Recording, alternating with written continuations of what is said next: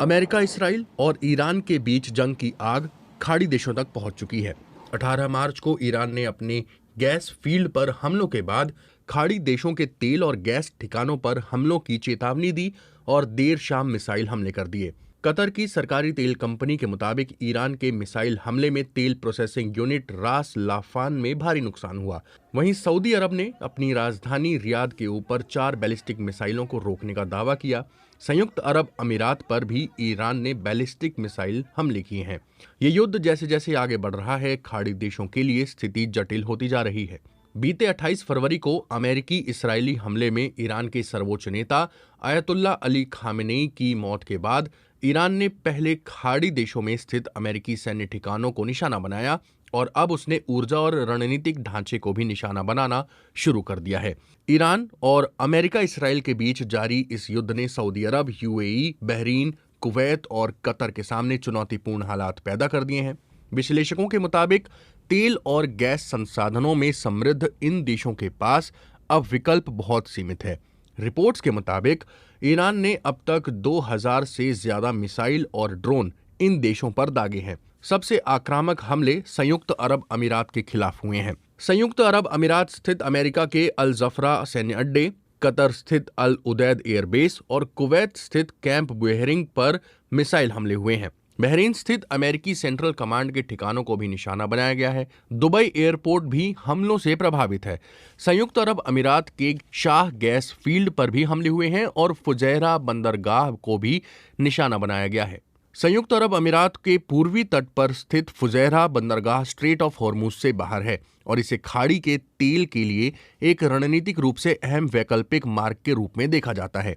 अंतर्राष्ट्रीय मामलों के जानकार और अमेरिका के डेलावेयर यूनिवर्सिटी में प्रोफेसर मुक्तदर खान कहते हैं, ईरान के खिलाफ अमेरिका इसराइल की जंग का सबसे बड़ा अनचाहा शिकार खाड़ी देश बन गए हैं। तेल महंगा हुआ है, लेकिन फायदा उन्हें नहीं बल्कि रूस और अमेरिका जैसे दूसरे उत्पादकों को हो रहा है। वो आगे कहते हैं, स्ट्रेट ऑफ हॉर्मुज पर ईरान की पकड़ ने पूरी दुनिया की तेल सप्लाई को अस्थिर कर दिया है और इसका सीधा असर खाड़ी अर्थव्यवस्थाओं पर पड़ा है। विश्लेषक इसे खाड़ी देशों के लिए एक ऐसा अनचाहा युद्ध मानते हैं जिसमें वो घिर तो गए हैं, लेकिन इससे बाहर निकलने का कोई साफ रास्ता नहीं है।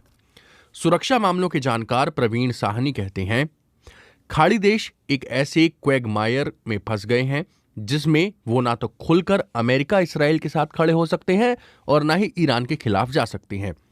वहीं मध्य पूर्व मामलों के जानकार और Indian council on world affair के सीनियर फेलो फजलुर रहमान मानते हैं कि खाड़ी देशों के मौजूदा हालात की वजह उनकी कमजोर सैन्य क्षमता है। पिछले 3 दशकों में खाड़ी देशों ने अपनी तेल से अर्जित दौलत को सुरक्षा और सैन्य क्षमता विकसित करने पर बेहिसाब खर्च किया है।